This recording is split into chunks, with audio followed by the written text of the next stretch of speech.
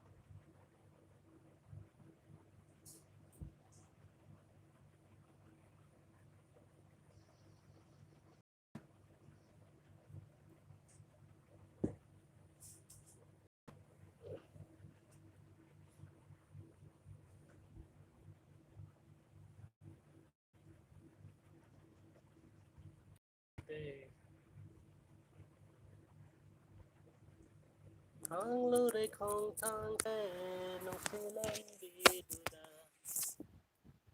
ớt nó đi đâm đi mà su nông xin lắc lê thơ mỏi đà mà si bu câu bà đà nông si ba mà si bu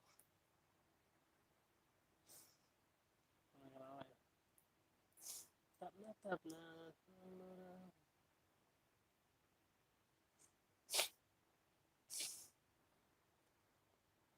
Om di sini sore. Good morning everyone.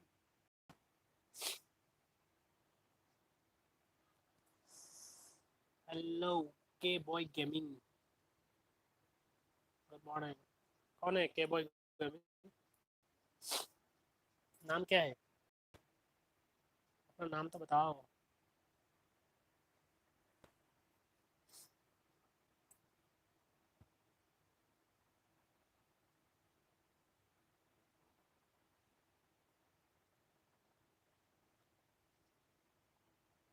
इससे सकलो.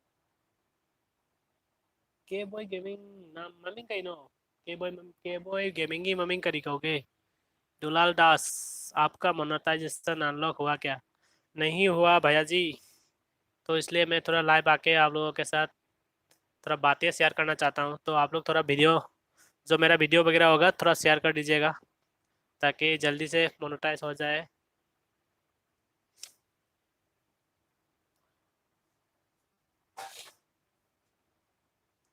Actually आज online class नहीं था मेरा इसलिए मैं live आ गया.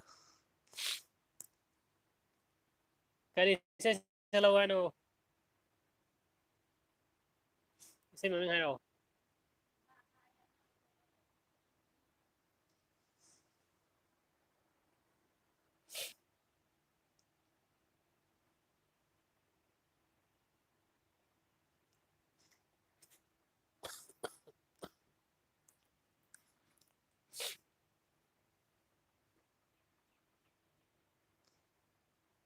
क्या करूँ ऑनलाइन सिन्हा कुणाल सिन्हा कुणाल सिन्हा कुणाल सिन्हा कुणाल क्लास 4 की कुणाल लो.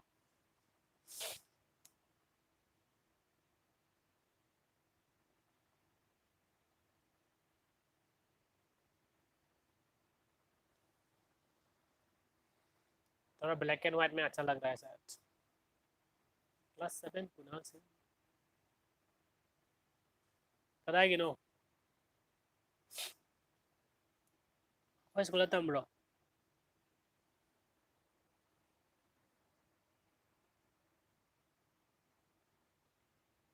Nam effect fajar by effect ले रहा है. Oh sorry. Okay. Ako school so matambal le rame duga hangiwa. Kunal se kadai gino aina. Ke na tamba rame.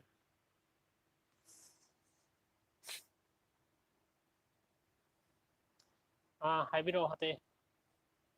May ani ka tanggal siyangi. Ama like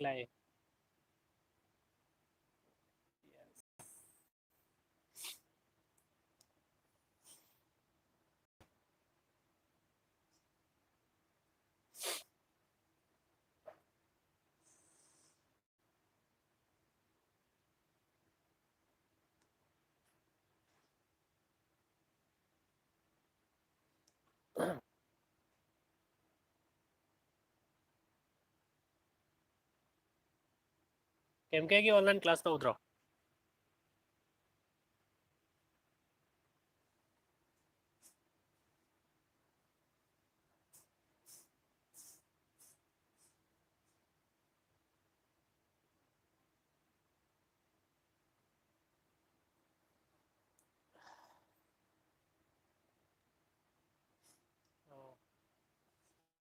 online class તો ઉતનામાં mobile જેંગ લઈ રહે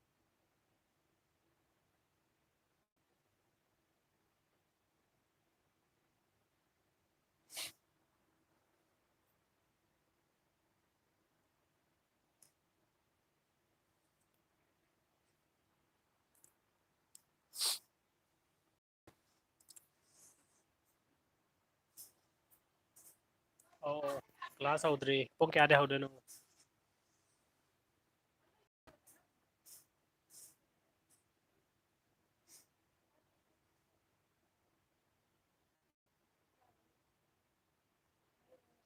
ठीक हूँ भैया जी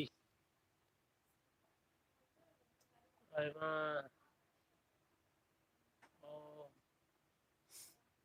તો એમાં બી અક્ષનાગી પાંજાની pung 11 lagi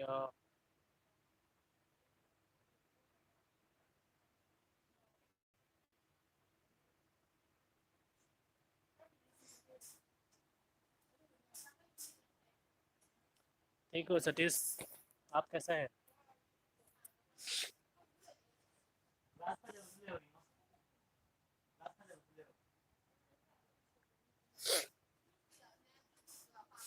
Satish online class नहीं हुआ क्या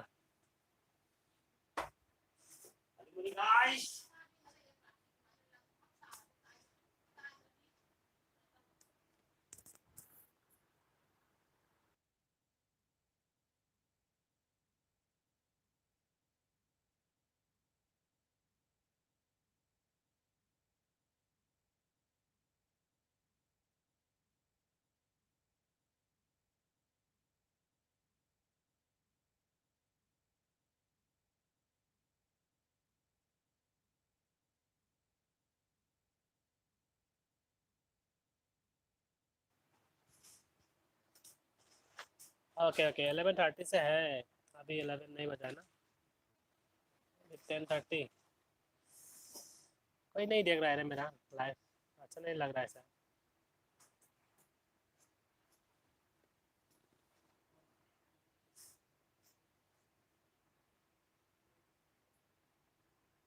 थोड़ा शेयर कर देते हैं तब लाभ में आदमी आदमी ज़्यादा आएगा एक व्हाट्सएप में स्टेटस डाल देते हैं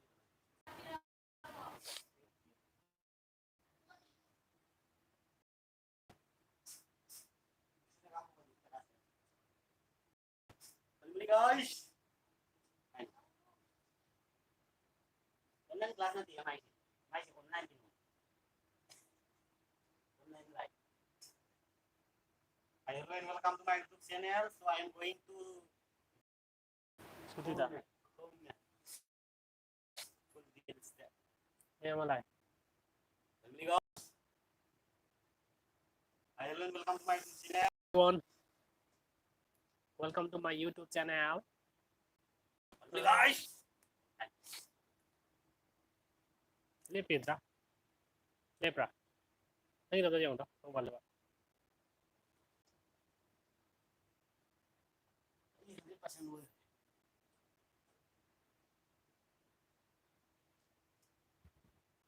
दस मिनट हो रहे 10 minutes हो रहे I give kay tap lo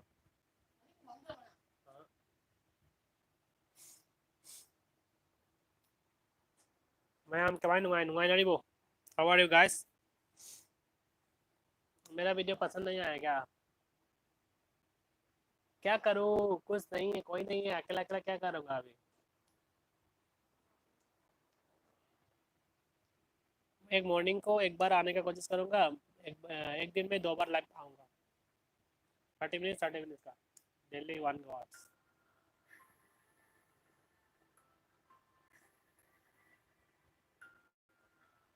कुछ पूछना चाहता है तो कमेंट करके पूछ सकते हैं, मैं बताने के तैयार हूँ।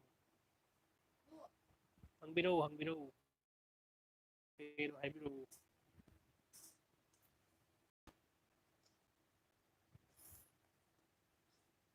Silang punya enggak? Hah? Panas teka? Tulis teka na pagi panas teka na tayo ko bagaimana?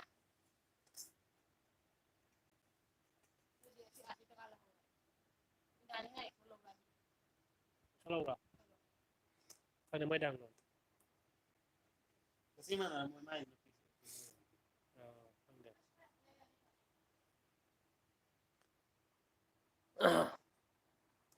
Kani say tahalo ano? Masatak na lo na lang babu. Udan bani ay ragera. Le pro video na kamay daw ke.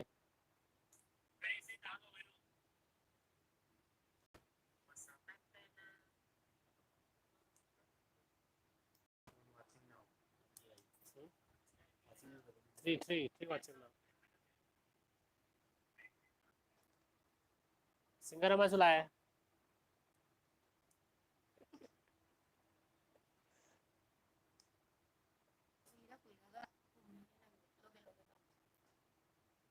Mummy भी देख रहा है आपका, अच्छा है।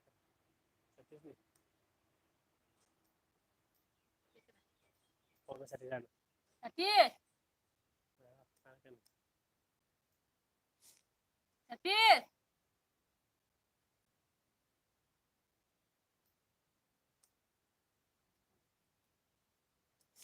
Message ही रहा अच्छा है। अच्छा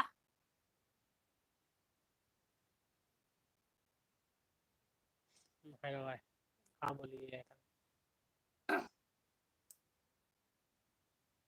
खाना पकाया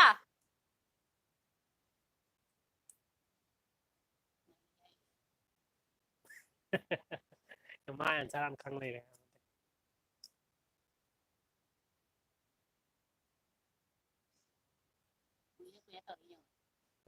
हाँ बोलिए, सुबह का खा लिया है।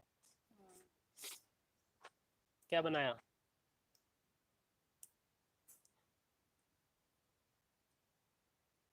आज तो डाली है डाली कारण में शनिवार कारण में चला गया, अभी घर में लगेगा।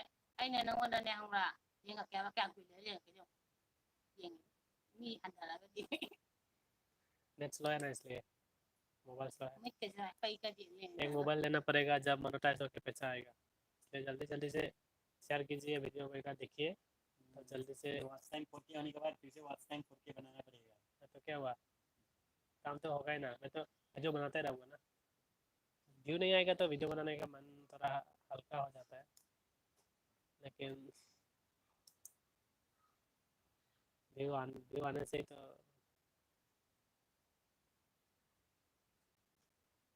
दिल तो है दिल ना जुदा हम या दिल है आ गया तो बड़ी आएगा तो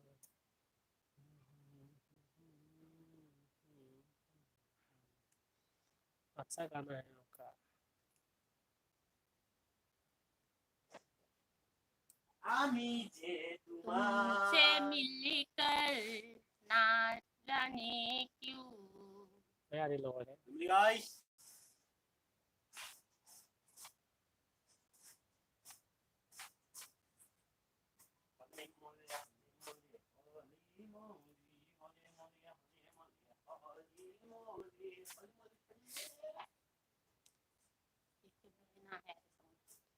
1000 में मेरी बहना है। सारी उम्र साथ संग है।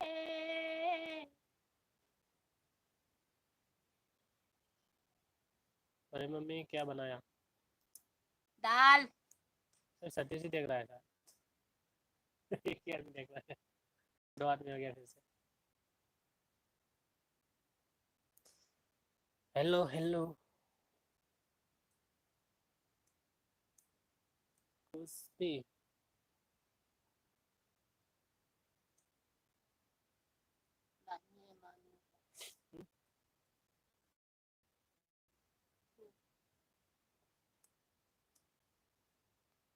ततोन का ऑर्डर आता है क्या?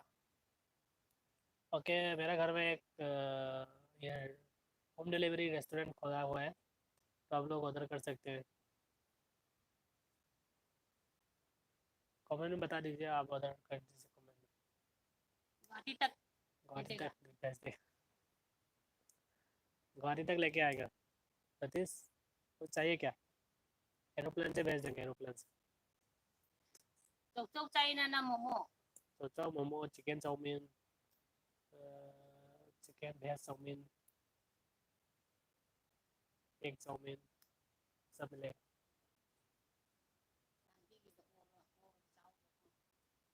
कल जो लेके गया था खा लिया था रास्ते पे सतीश।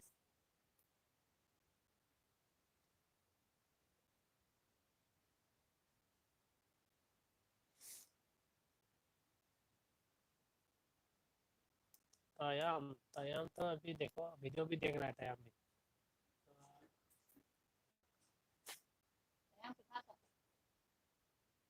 यस बॉस, ये मेरा भाई है, ये मेरा माँ है। जानते हैं क्या ना ब्रो?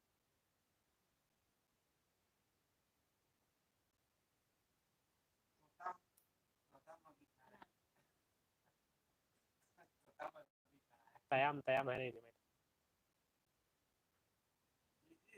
धीरेन्द्र सिन्हा, ये तुम्हारा माँ है क्या? जगदीताई सलाम सलाम ही रहना है, यही होएगा। जगह सलाम सलाम सलाम। मुबारक हो। भाई सलाम को मुबारक। रेडी मैंने ब्लैक एंड व्हाइट हुई। ब्लैक एंड व्हाइट वाले लेने फाइव में तक थी वाली ना। काला काला।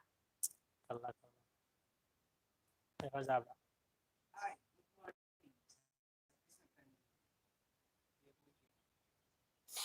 इससे इससे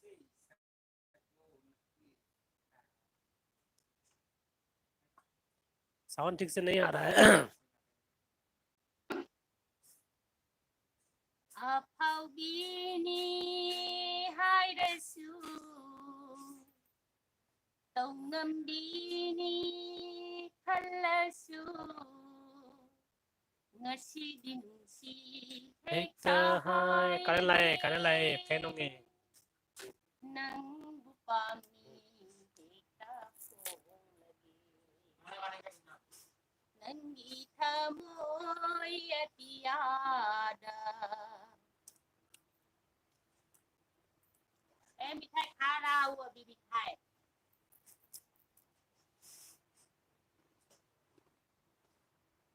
सतीश बिस्कुट चाहिए क्या? बिस्कुट चाहिए?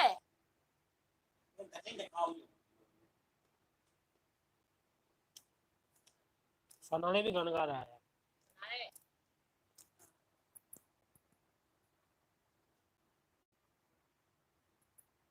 जिलेले आयो आयो जिलेले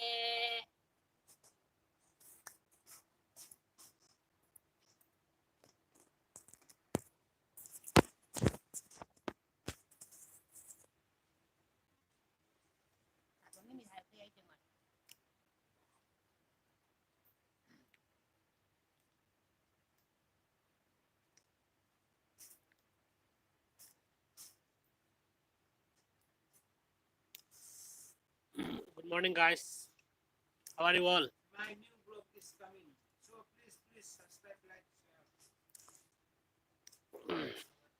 जो मेरे चैनल में नए हैं तो प्लीज सब्सक्राइब कर दीजिएगा। पप्पू और बुबक कैसा है? अच्छा है, अभी तक तो ठीक है। हेलो जागेटी सलाम। जिसका जागेटी सलाम है।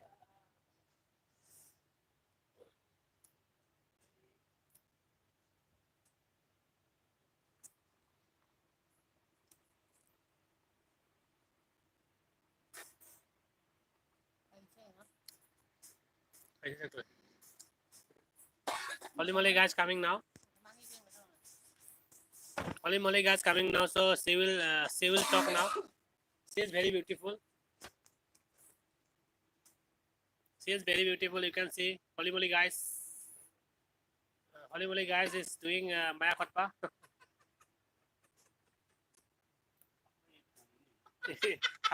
Kapai Tompa coding. Okay. So now coming and Gab doing. Oh, Gab doing. देखो Kapai. PUBG का वो लेके आ गया।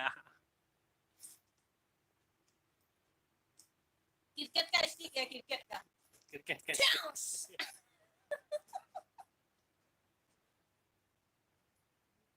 क्रिकेट खेलोगे छत्तीस? वो टाटोन को ठीक से देखा बोल रहा है, देखो तो थोड़ा। वो टाटोन थोड़ा देखो। टाटोन भाग लिया। टाटोन को शर्म आ रहा है यार, उस दिन बहुत भाग दिया ना। उस दिन बहुत भागने के बाद उसको शर्म आ रहा है।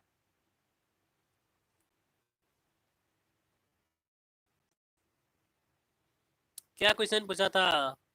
यस, ये मेरा माँ है तू। Holy guys. Oh, Holy moly guys coming now. He will do the vlog. Continue.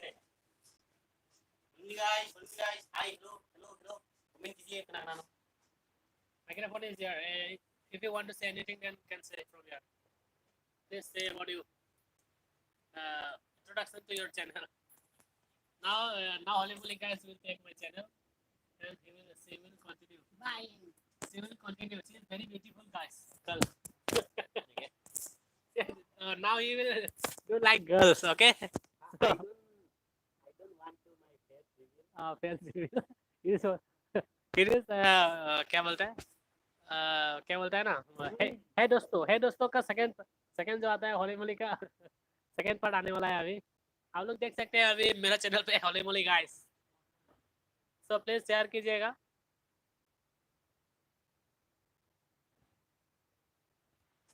Holi Molly guys आ रहा है मेरा चैनल पे। स्पेक ब्लैक करके पहनता है, ये क्या कलर का पहन रहा है देखिए। बोनी ला। होली मोली गाइस। तो बोनी आ रहा है अभी। Holy moly guys coming now. You can enjoy with him. You can take. अभी कोरोना का टाइम में ऐसे चलना होता है। Holy moly guys. Reply my question Dorendra Singha. कहीं नहीं सिर्फ. It is your mother. Pappu Yes. और बुबो कैसा है? अच्छा है, इसी का नाम पता है ना. हाय जीजू दोरेंद्र सिंह, ये तुम्हारा माँ है क्या? हाँ, ये हमारा माँ है। तातोन ऐसे रहो। हाँ, ऐसे ही रहेगा, क्या करेगा? गाइस कुछ आपको जरा पसंद करता है, इसको पकड़िए तो माइकल तो है, कुछ दिखाई नहीं दे रहा है। लंबा करा है ना। Holy moly guys, light version is there. Like this जो मतलब इंग्लिश में कर लाइट वर्सन है। अगर इंग्लिश में कर को नहीं जानते तो अभी यूट्यूब पे सर्च कीजिए और उसको उसकी चैनल को सब्सक्राइब कीजिए ताकि आप लोगों को भी होली मोली फैमिली पे जाने के लिए। हम लोग होली मोली का फैन है। मेनली ये लड़का तो है ना होली मोली का बहुत बड़ा फैन है, तो इसलिए होली मोली का लाइट वर्सन बन रहा है। जैसे कि है दोस्तों का बन गया, एक लड़का सता लड़का है दोस्तों बोल के डिम्पू ब्रो का लाइट वर्सन बन गया। अभी ये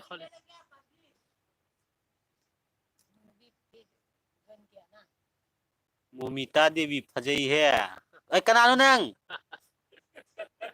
होली मोली गाइस। अच्छा बजे मान। ay udah aku tuh tuh Ayo deh, apa tuh? 가져봐라. 감당 위 삼라이게로.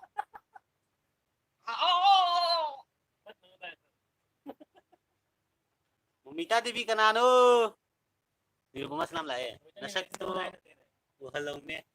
Di ba nasak to halong. Kain na. Ay, sige, ang gano. Kanang. Ah, itay wala sa kiyang gaya. Hindi wala sila.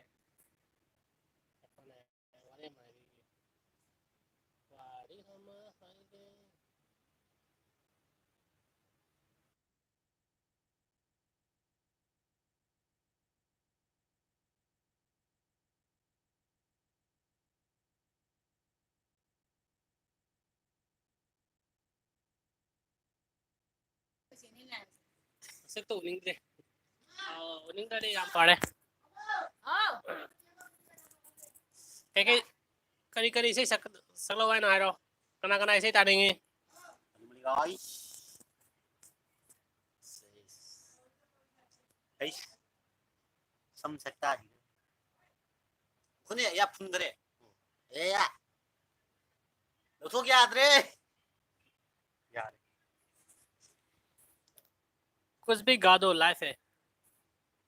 वही तो live होने से भी थोड़ा अच्छा वाला गाना गाने से तो अच्छा लगेगा ना. कोई ओ जाना.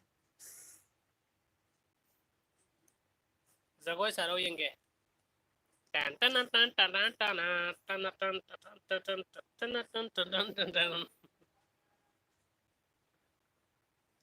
दिल दीवाना दिल सजना के माने ना 1997 में जाओ. ये पगला है समझाने से.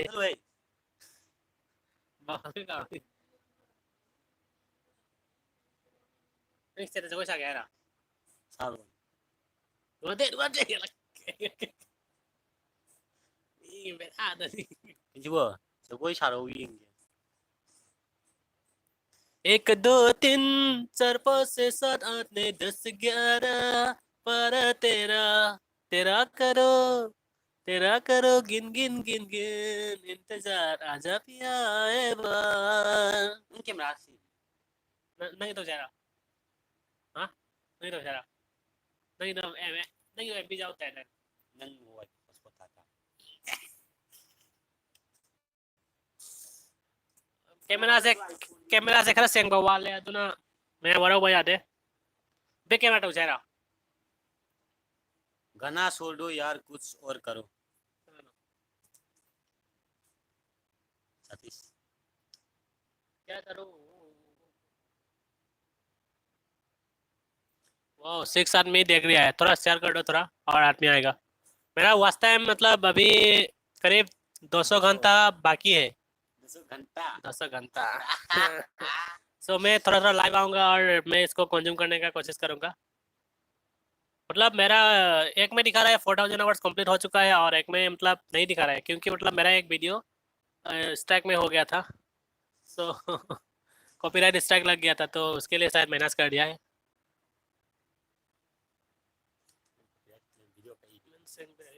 कैमरा सिंह वारो विकी. कैमरा सेंग दे वारो आया तो नहीं Ay iPhone dai namak kaya ka tawi kin waje. नहीं पैसा खरा था भी तो सुपर सेट ऑप्शन ले बने दुकान में सुपर सेट तोरागा रुपा समझना था भी तो काय कैमरा हानो ले रो. Se machin ya thajaning da masa bi sa lai ye ai. नहीं ने सो ai ako na video na may kana jengali na mo jengali ni na no camera Moy na jeng bi da din nang kai nam do no. Nang nam da moy ke moy to ba jeng ni na. kai No da video nam bi wa. ai bisa to mo jengning ba to jengning do काय ना. Jeng adi comment tau ro jeng da di jeng ke hydro. हां तो 20 rupees के 20 के super chat से क्या होगा. 20 करके तो एक तो पानी खो के तो कितना होता है एक सागर बन जाता है. तो 20 करके 2 लाख आदमी देगा तो 4 लाख नहीं तो 40 लाख रुपीस हो जाएगा. माय गॉड काम करने का जरूरत भी नहीं है मुझे. 1 रुपया करके 1 लाख आदमी देखेगा तो 1 लाख रुपया तो हो गया.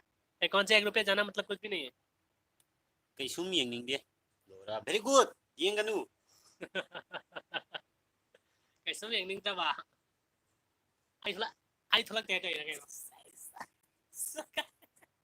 mi che ja ja ni cơ dạ dạ đi cô khá làm đây akhoi pithvi da lai ba mi ning che makal loi ram me khá là mẹ mẹ mukbang cái video đó đúng ngay bro ai khaktara ai bu tongan taw che mi yam me मेरा जो कटहल का सब्जी जो बनाया था कैसा लग रहा है आप कैसा लगा आप लोगों को हम लोग ने टेस्ट किया ही नहीं तो कैसा मालूम पड़ेगा ना नसक तू Isak siga na tro mi nang na ise YouTube ta subscriber za mai ise agi video yang ning na subscribe ka to bidai ni isak pajagera nas kano ai dana kuchumu binang na ada kan ini saya dah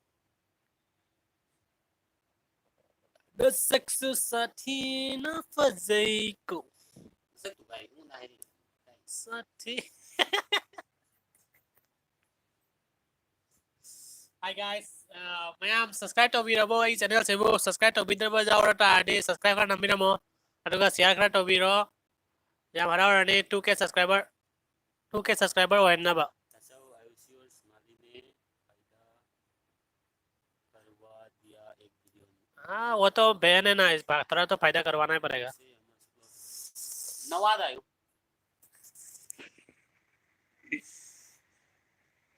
Otada saya masak lo hai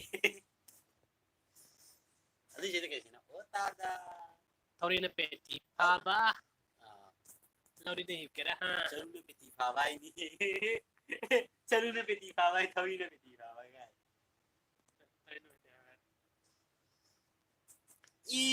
Iralane thang lore khong thang se nung silam bi duda lap na lai ram bi ma su nung si ma gi sare ga pa pata ni so Sani da ni da pa ma rega sa sari ma tu ni pot kasunena jantar lage tingmare amar chinena तूने रे बुझावना जातर लगे रे तिंगमारे हमारे चिनेना तूने स्कूले जाइबो तूने बारंदा आइबो तूने रे देखे मत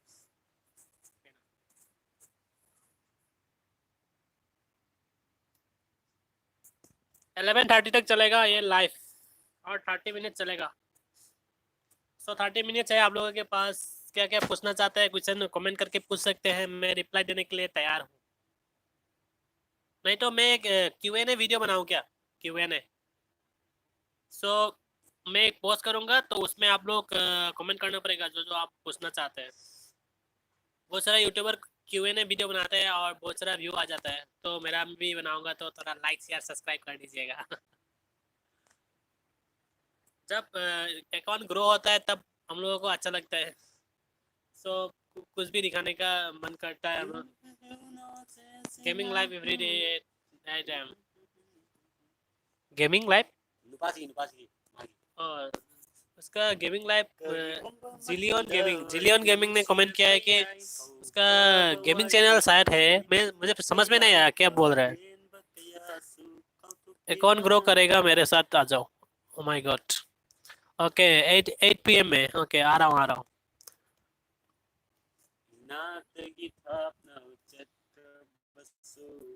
ओके ठीक है 8 AM में 8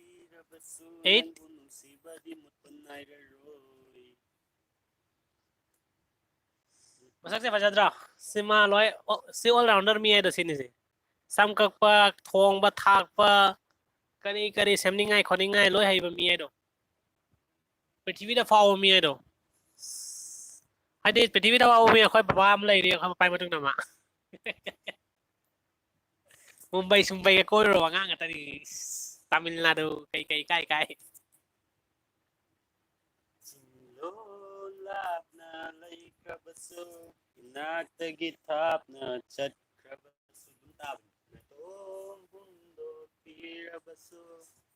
Nungi nungsibadi mamal nai daro hongba lai daro ꯑꯩꯕꯨ ꯅꯨꯡꯁꯤꯔꯛꯄ ꯌꯥꯏ ꯍꯧꯈ꯭ꯔꯕ ꯋꯥꯔꯤꯁꯤꯡꯁꯨ ꯅꯤꯡꯁꯤꯡꯂꯛꯄ ꯌꯥꯏ ꯑꯍꯦꯟꯕ ꯀꯌꯥꯁꯨ ꯀꯥꯎꯊꯣꯛꯈꯤꯕ ꯌꯥꯏ ꯅꯛꯅꯔꯝꯕꯁꯤꯡꯁꯨ लापनाखिबा याय नया है अकाउंट ग्रो करेगा मेरे साथ आ जाओ नया है ओके ब्रो, मेरा अकाउंट करिएगा ग्रो करना है। Zillion gaming zillion gaming. Okay, मेरा चैनल में भी सब्सक्राइब करके रख दीजिए। अभी मैं भी आपका चैनल में आऊँगा तो सब्सक्राइब कर दूंगा। अच्छा है, चलता हूँ, कल फिर से आऊँगा। Okay, very good. ओके, आपका क्लास है ना, जाइए जाइए, जल्दी जाइए, नहीं तो नेट खत्म हो गया तो फिर क्लास नहीं कर पाओगे।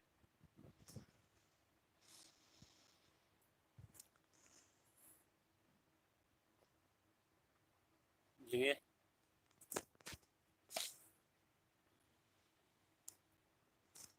सबसे पहले मैंने सब्सक्राइब किया था। Oh my God. Oh, okay okay. क्या नाम है आपका? स्टूडेंट है क्या मेरा?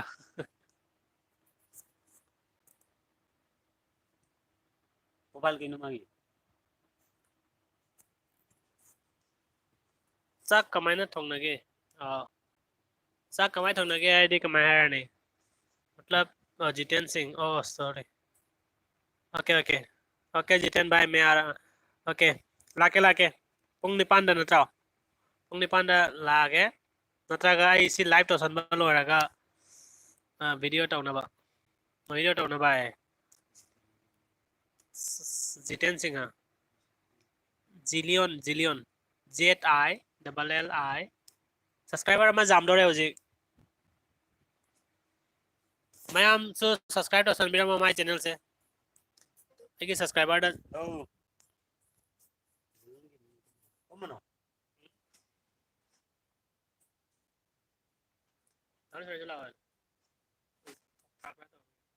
Zungi bungai no alu ko phal jaudi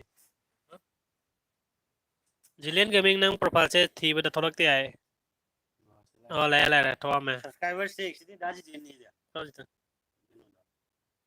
ओ चंद्र हमरा masih subscriber se exidi pra video no jaudi gaming video live तो रिया jaudi लाइव तो रिया है लाइव अमा सब्सक्राइब तो भी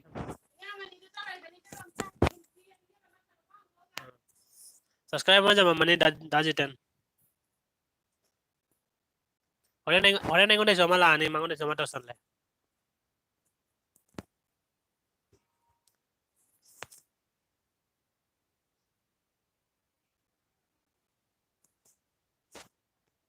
नहीं कौन ओके ओके मैं नो वे कौन है Jumda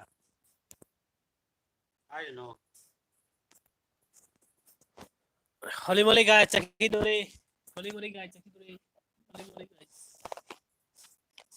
ओ चश्मा से बना तो पकड़ देंगे पता राइट वाह yang pasal ini pajam rank onda yang pajam bro sosma kamai umne ikhang da ba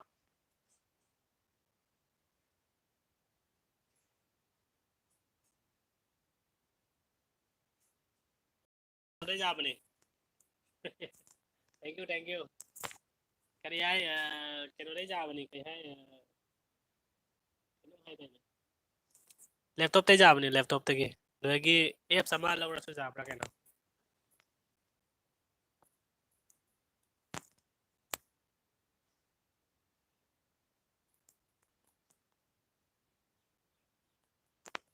mấy chú giặc hả đấy bị tăng không mà cái đấy bị tăng nó lại ở đây cái đầu đi bị tăng không mà rồi đấy nói rồi rồi bây giờ là ba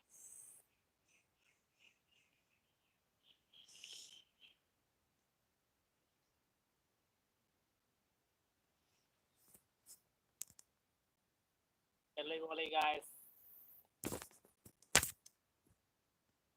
ꯐꯖꯕ ꯀꯩ ꯂꯩꯖꯥꯠꯅꯣ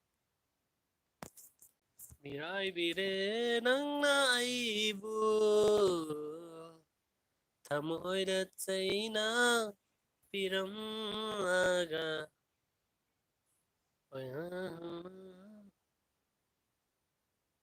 okay ꯅꯨꯡꯗꯥꯡꯗ ꯎꯅꯔꯁꯤ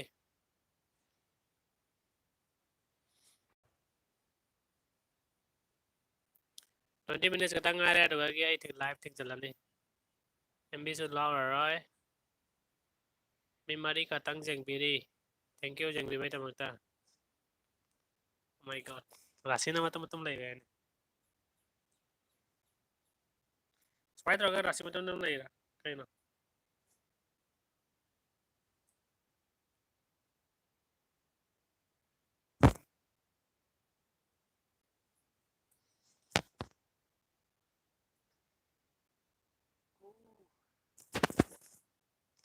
Nasaksu sathi na phajai ko nagunsu sathi na lai ko khoi soi gi leisa sandai ko korea gi leisa bibu maliko oh thank you yam nungaire nodong gi wari do tabada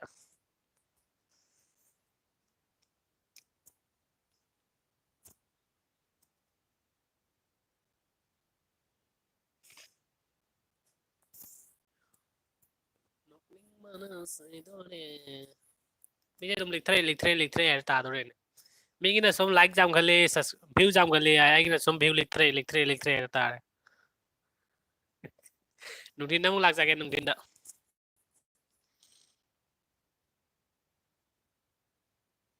Kasi hayang video ama thangat ke khali mani do mayam share subscribe to sanbir mo.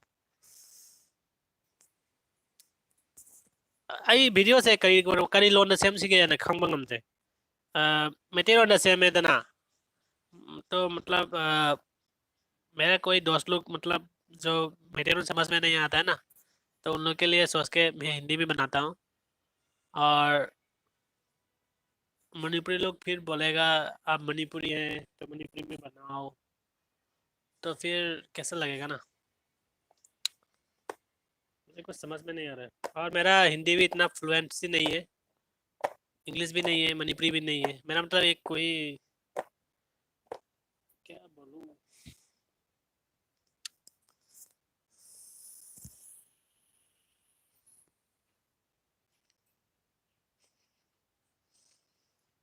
nung di nung si nang sa nasak pajabanina thamusidi pikiroi asengba do khangdringai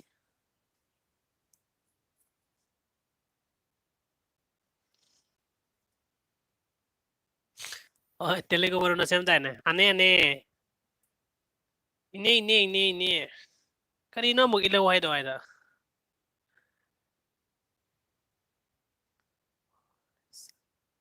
oh leisabi nang seyam na phajai ko urba pa khangsing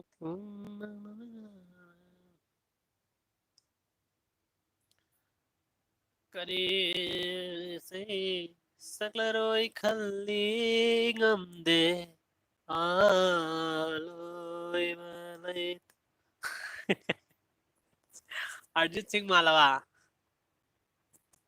thank you Rodi I am hai kena I am Rodi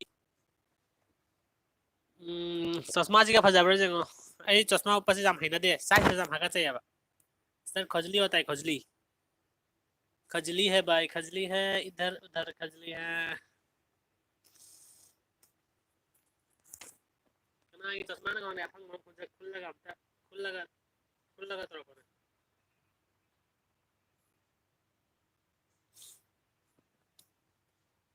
मैं हम करी game सना से no आई वहाँ ना महंगा गया दोई दी नए कमेंट फास्ट कमेंट और अपना मीदो आई कई थमसी गया आई माय चैनल सब्सक्राइब तो संजरा नहीं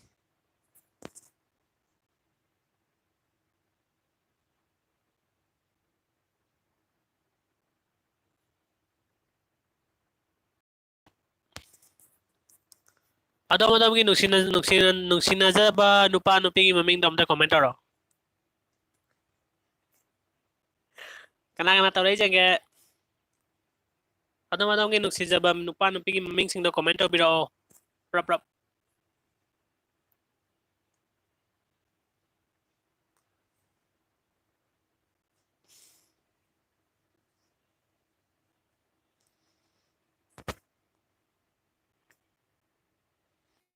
Type your comment, please. Your crush name, crush or lover name. Amuka haro tahodre. Adomgi nusinajaba mido maming domda comment or haiba. Kanana ngami yang nage. Kanana ngami tanah siara kanong haida ne. Me better on kisah nam naik ni.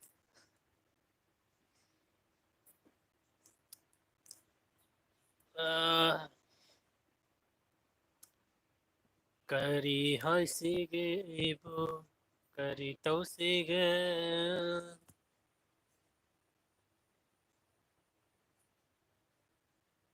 Dabangg film की सलमान खान आओ कई high की दबंग film की Salman Khan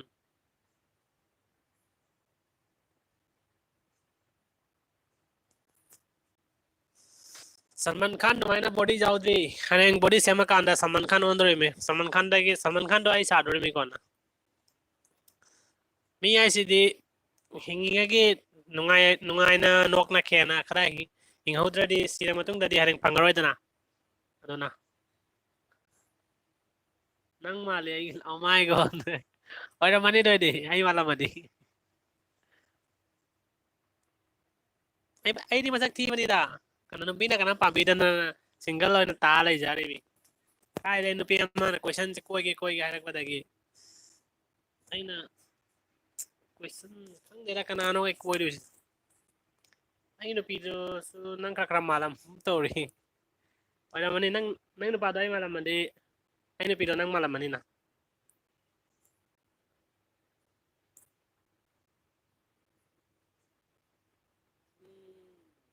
oh ngarang isa masang na bani maga ay ga kaya isa no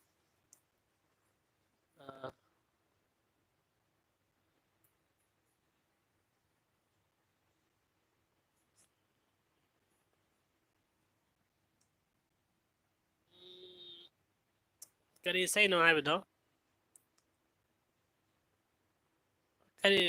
kari isa yung khangbi game ta comment o biro ba 10 minute katang nga rin aduh lagi live tinggal jarani video khara editing ta double ay aduh tauraga oh ai ki channel ama sulai bane learning FDS ay na class 10 9 tamba student sing natragana YouTube hang ba missing aduh channel do subscribe to salaga yeng ba jani ay aduh YouTube ki maramda information collect ho jaraga aduh video samakane samphavi sivu kanagin oh ay itu lagi samphavi sivu kanagin hey samphavi sivu kanagin mabu kanagin नास मेरी रानी मुझे हिंदी गाना नहीं आता है ज्यादा मणिपुरी गाना ज्यादा आता है नास मेरी रानी संभावी सिबुक नागिनो ओ आएगी नहीं आएगी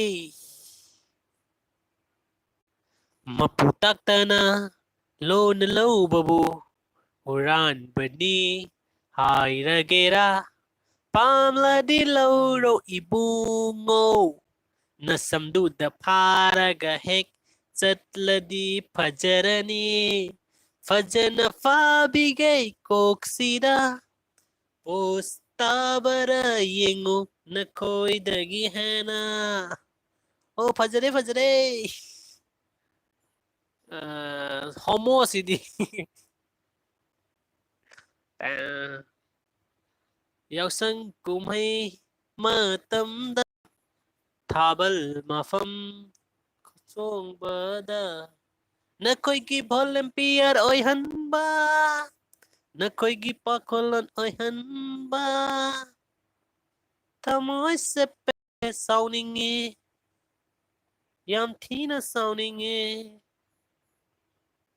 okay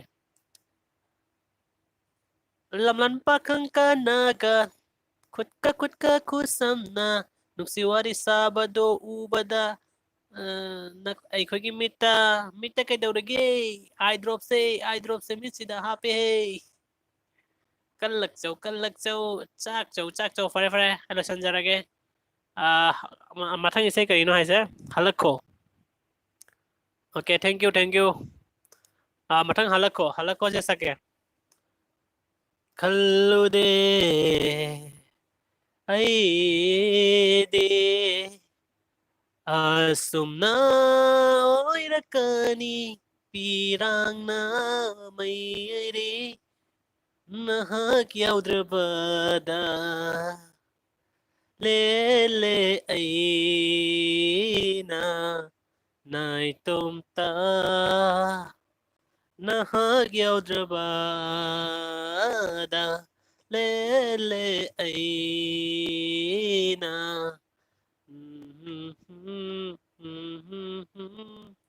halakho amuktang iral se yajare nahag yaudra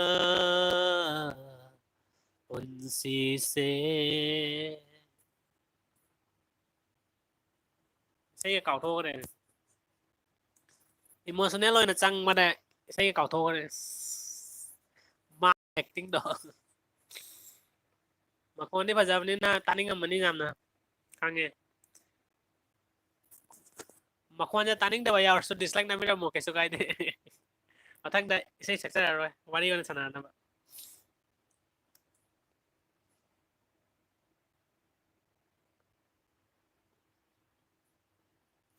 তোমার রুখা হতে যে মই বিলীন হম তুমি জানানে না জানা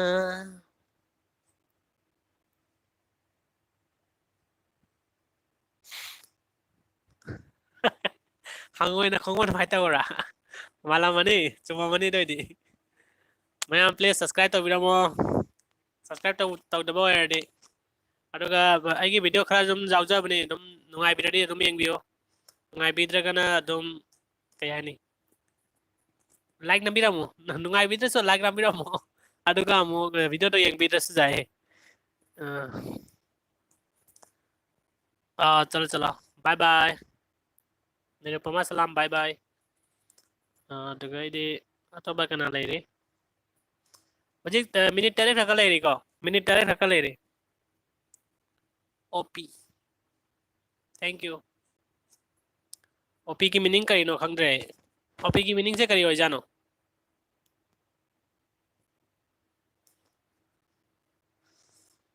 khangna bata nusina badi hawbata ngairi koirusi hana hairage nungsiba kaubanina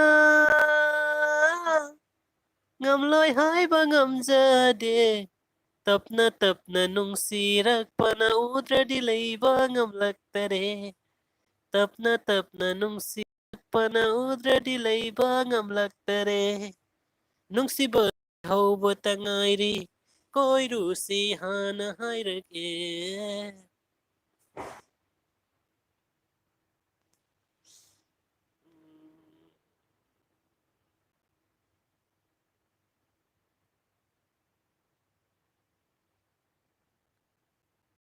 ओजागी नुपी क्याम लेगे माने माय ओजागी नुपी क्याम लेगे आई नुपी थिजजे आई पाखंग ने प्योर पाखंग नि आई मसक थी बनी ना नुपी ना पाम्बिद्रा बा अदुना लोहंग से याद रे नुपी फजाबा ले याडे कमेंट सेक्शन दा हाइब्रा मो न फोन नंबर का बिचरा मो अरे कॉल हॉरेन कॉल तो रखे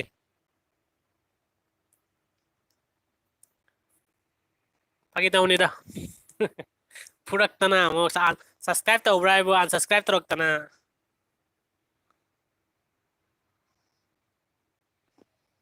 चश्मा से फजद्रा माने चश्मा उपगना है न फजब्रा चश्मा उतरगना है न फजब्रा सस ममाई दंदन लाओ रे जात रे ओके 5 minutes खतंग है रे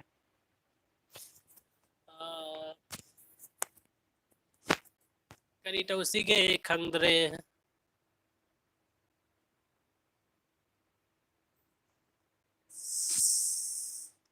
सदानंदा की सही से सक्सिरा डाउ मनी माया हजिक त भ्यू मी गसे जंगलै ने लरम दाइ सिदा Kana no hangde. Meteran khangde.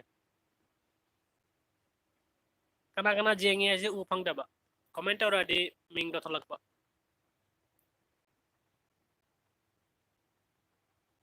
Rodi ayam china kana no maming am tai mo khangning mana lode.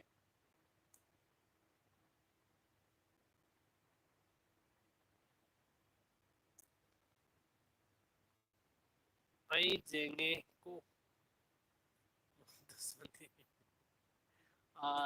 और सार जी नमस्ते। क्या हाल चाल है? घर में बैठा रहता है तो क्या करूं, अभी टाइम पास करना पड़ता है। मोन्टूस भैया जी,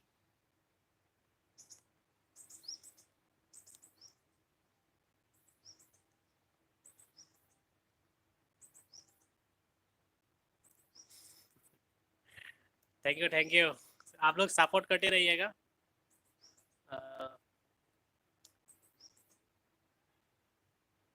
लॉकडाउन में तो घूमने भी नहीं जा सका अभी फिर से शायद फिर से शायद वो क्या बाइक को भी मतलब निकालने के लिए डेट दिया गया है सुना है। सो बाइक को भी जब निकालेंगे तो क्या Mayam, oke, wo Tamil Nadu inu pi number pilih karena single le beno. Call to Sanbio Manganda. Forever Mayam. Bye bye. See you tomorrow. Not tomorrow. Lai. Bye bye everyone.